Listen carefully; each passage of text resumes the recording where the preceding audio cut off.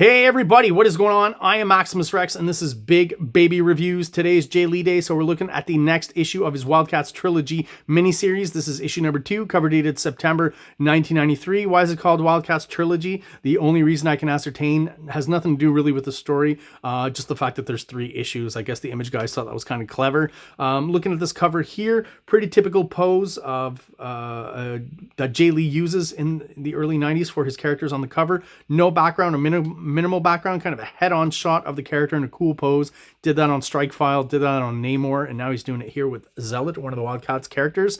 Do want to differentiate that from his modern stuff, just because I feel like it's kind of a trope of his back then. Now, a lot of the recent stuff I've seen he does now, like the Thundercats covers, if you've ever seen some of those, every one of those seems to feature characters in a profile. So it's like maybe throughout his career, he's like, I've done a lot of head-ons and 3/4. How about now I start doing, profile shots? I'm just guessing, but I feel like that's a conscious decision. This is definitely an example of JAE LEE starting to evolve a little bit artistically, away from the kind of stuff that we saw on the Spider-Man 3-parter and the Namor stuff, which was definitely grittier and dirtier as far as the inks. He's starting to clean it up a little bit, and definitely on his female characters. I've talked about this before. He's using a more controlled, fine line kind of inking style, keeping it pretty open. You know, there's an old adage in art that the more lines you add to a lady's face, the older she's going to look. So he's definitely keeping that in mind, keeping it open. He was always pretty good at drawing the ladies, but this is, again, a good example of how the aesthetic he uses on the lady characters is different from the male characters, where they tend to be grittier and more textured, and the female characters tend to have more controlled fine lines and more open kind of spaces all the way throughout. So pretty awesome cover here. Definitely eye-catching and makes you want to open up the book. So let's do that and have a look inside. I'm going to just mention right away, the blue all throughout this issue, I just really love. I don't know what it is here, but it almost ends up looking kind of glowy and almost like a blacklight kind of quality without actually being a blacklight comic. So there's just something about that I like. I do feel like Joshi Odo here with his colors is some of the best coloring I've seen on JAE LEE up to this point. My buddy Robert Norton and I, he would disagree with me on that, and we've talked about it online. But for me, I just feel like this is kind of a style of coloring that really complements JAE LEE's artwork. Brandon Choi, David Wynn is story writers, JAE LEE art, Joshi Odo colors, and Mike Heisler letters. So we're getting an establishing shot here from JAE LEE, and a little more detail than his typical ones that are usually very minimalist and simple, but get the point across. I say a little more detail just because we're getting a bit more light here. And this is, if I'm not, Mount Themyscira.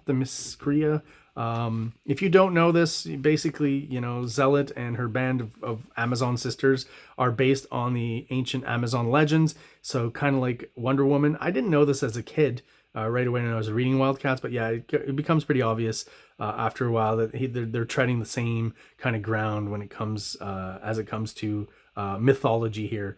And I guess, you can't just copy Wonder Woman outright, but you could definitely take the mythology she's based on and take a lot of ideas from that. And that's what Jim Lee was doing back then. Kind of like Thor, right? The Norse mythology is obviously not copyrighted. So anyone who wants to do a Thor book, as long as they don't, take too many of the direct ideas of Thor from the Marvel comic, can pretty much do anything they want. Walter Simonson did end up doing his own Thor series at some point, his own creator-owned series, where he kind of reinterprets the Norse mythology according to, I guess, his whims and what he likes. So Themyscira or Themyscira is, as it's called, or spelled a little bit differently in the DC universe, but yeah, home of the Amazons, right? For here, he calls it the Sisterhood of the Coda. That's what it's called in the Wildstorm universe. So, other than the splash page here, I gotta say, as we go through it, here's a good example of it. We're once again coming in a bit closer and still getting an establishing shot, which is pretty rare from JAE LEE. But yeah, so storytelling wise, this is not your typical image comic. Again, other than the splash page, which looks great and has a trick he uses throughout this whole issue is, the panel behind the figures here, which is a very simple kind of effective design way to create depth in an image where there might not be so much. Yeah, so these pages are more representative of the fact that, I don't feel like this is image layouts and storytelling. Maybe in the fact that there's not so many backgrounds still on these pages, that's a little more indicative of an image comic, but the actual number of panels per page, I feel, is definitely, there's a higher count than I've seen from Jay Lee, especially on Strike File and on the Spider-Man stuff that he did. So I feel like, I talked about this before, Rob Liefeld, for Youngblood was probably paying him a pretty darn good salary. And I feel like Jim Lee was probably paying him even more because he did more pages and more work on each of those pages for Homage Studios than he did for Extreme Studios. At least I feel that way. I'm going to mention the coloring again. Here's Artemis and Zealot, right, squaring off, and that's basically their plot line throughout this issue is just them fighting. Again, we're not here for story, we're mostly here for art. But the coloring here, this blue, once again, that pops up on her top bra and her pants here, I just love. And it just does something to Jay Lee's artwork that I really like. As I mentioned before, it almost kind of glows and has a black light kind of aspect to it. And I just don't feel like this is typical coloring for Image Comics back in those days. Here's a good page where, you know, you see, or two-page spread here, where you can kind of see how he differentiates pages by design layout, right? So we're getting more kind of typical square, rectangular, you know, stock kind of panels on this page, and then boom, the action kind of kicks off a bit more, and then he gives us the angular panels. And this trick that Jay Lee does of leaving a lot more negative white space around the panels that he draws, and kind of, you know, he's kind of got the diamond pyramid kind of composition here. And if you notice, he's got this extra panel behind all of it here that adds an extra layer. Once again, helps with the layering, and it's just basically a big panel filled with black. So kind of ballsy to do, but I think it works, and the design is really visually interesting to me. Still doing the silhouettes, right? You got a good example of it here. Pretty easy to understand in series or in context what's going on here, right? Again, Zealot and Artemis still squaring off. And if you want just a bit of a story plot point, Zealot is there to save Grifter, who's been kidnapped by this gentleman here, Hightower. And the Daemonites, if you remember, if you read the Wildstorm stuff, they have the power to shapeshift, so that'll come into play a little bit later. Here's another cool kind of Jim Lee design flourish. Did I say Jim? I mean Jay Lee. Flourish where, you know, you've got lots of negative space. He's actually defining, you know, what little border there is here with the border of her hair here, and that's about it, suggesting it.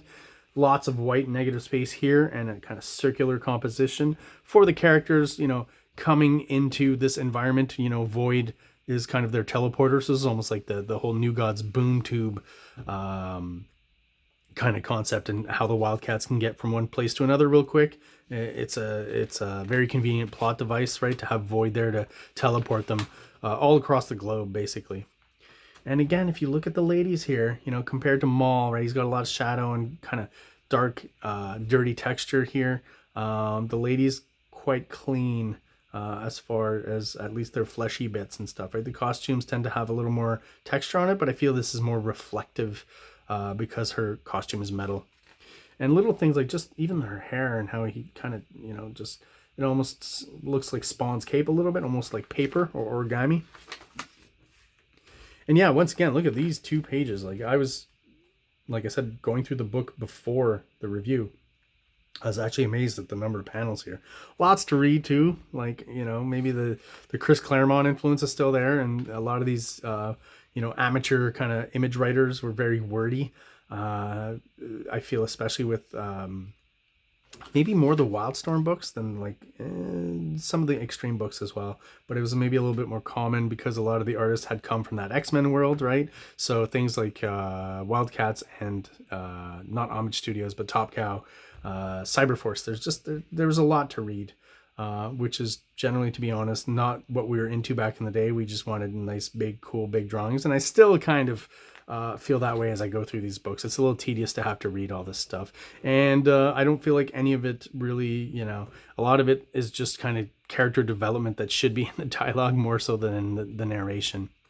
Love this shot here, almost using the splatter like a little bit of Kirby Crackle with Warblade, and just anytime there's some kind of effect or emanation I think JAE LEE does a really cool job of, you know, taking things that other people have done but making it his own.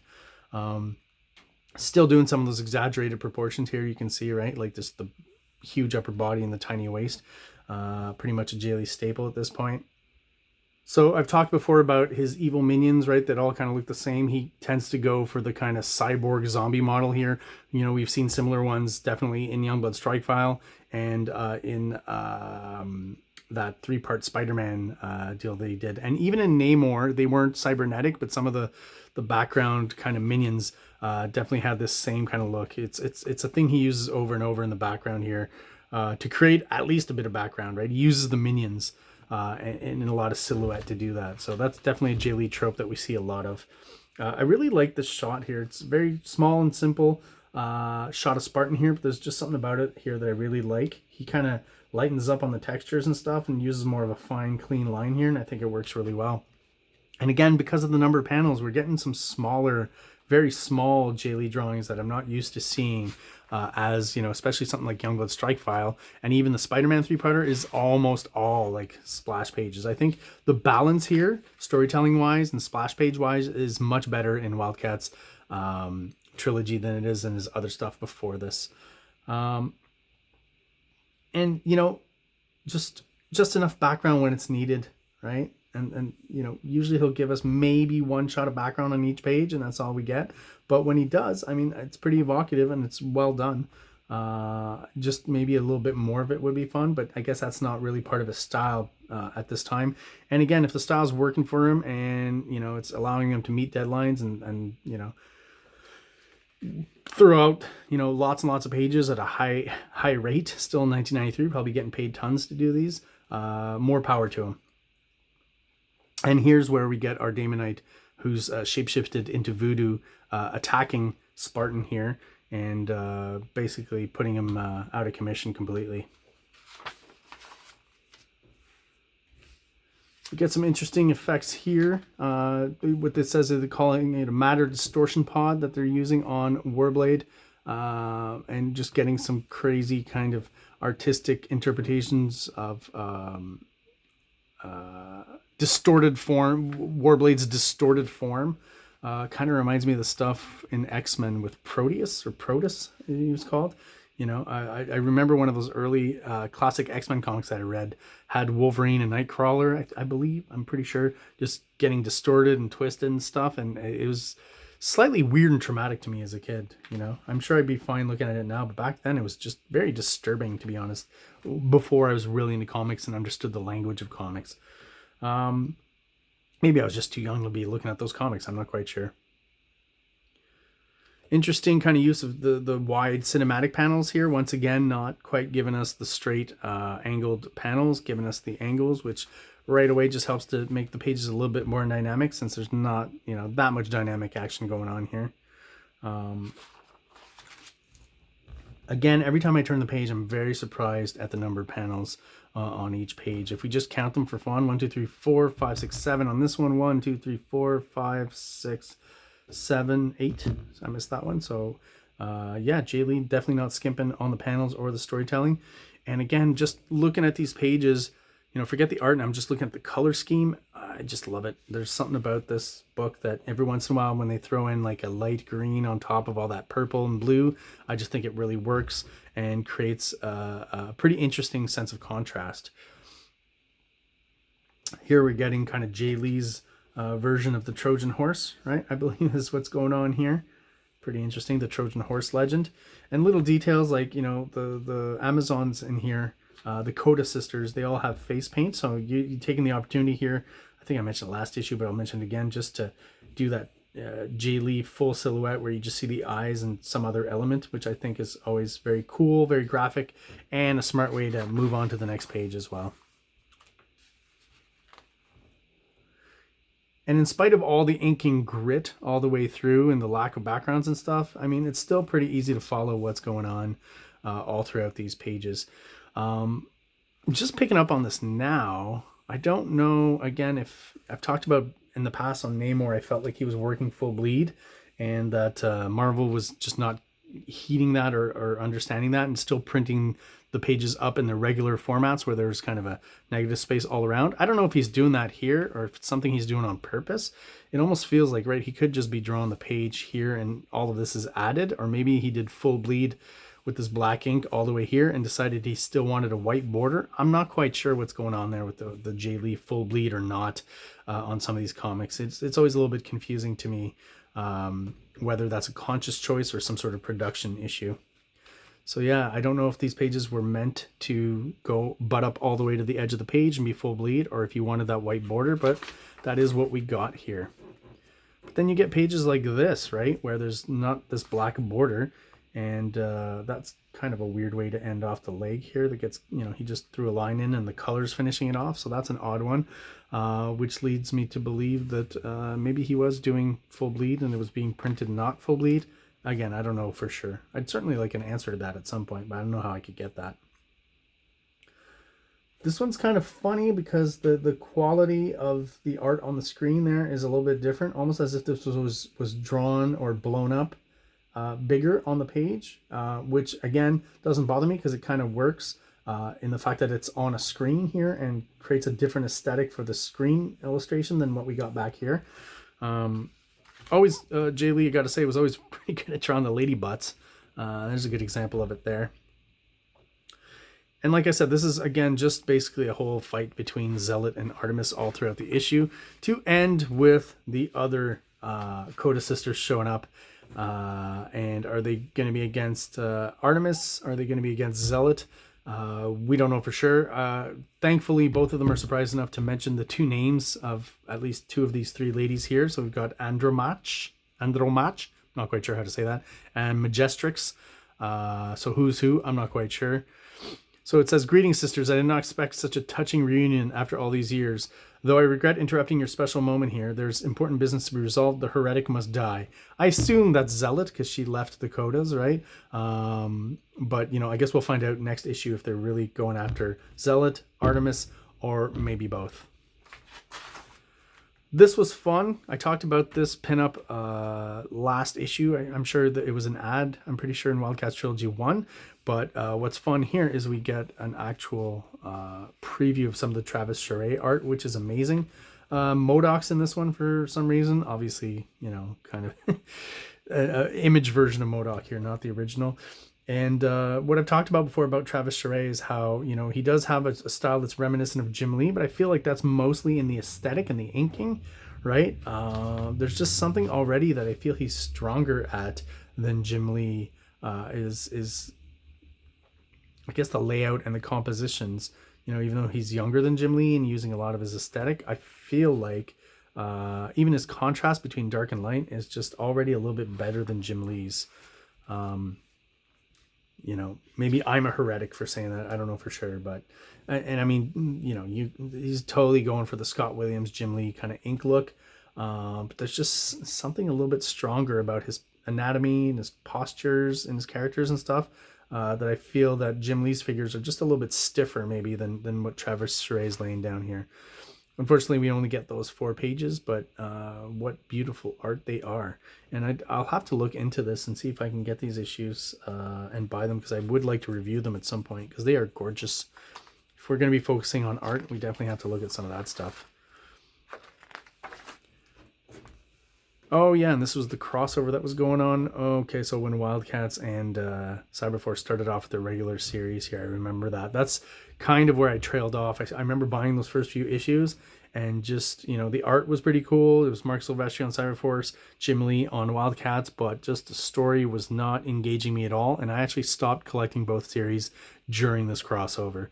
I don't know if there was an issue at some point that I bought where maybe it wasn't Jim Lee anymore or Mark Silvestri, like there was like a Homage Studios Top Cow fill-in artist. I don't remember exactly, but it was partly that, but mostly the storyline. It's just, you know, even though it was artists that I really liked, I just was not into the story at all. So there you go, guys. That is my review of Wildcats Trilogy issue number 2. If you are still watching and you are subscribed, thank you so much. I really do appreciate it. If you're not subscribed, please do so below. It really helps the channel out. We're really close to hitting that 500 mark where YouTube starts helping us out with putting us out there and trying to reach new people. So please, if you are not subscribed, please do so. Really easy for you. And again, it really helps us out here at the channel. So thank you for watching, guys. Have an awesome day. Like, subscribe, like, subscribe.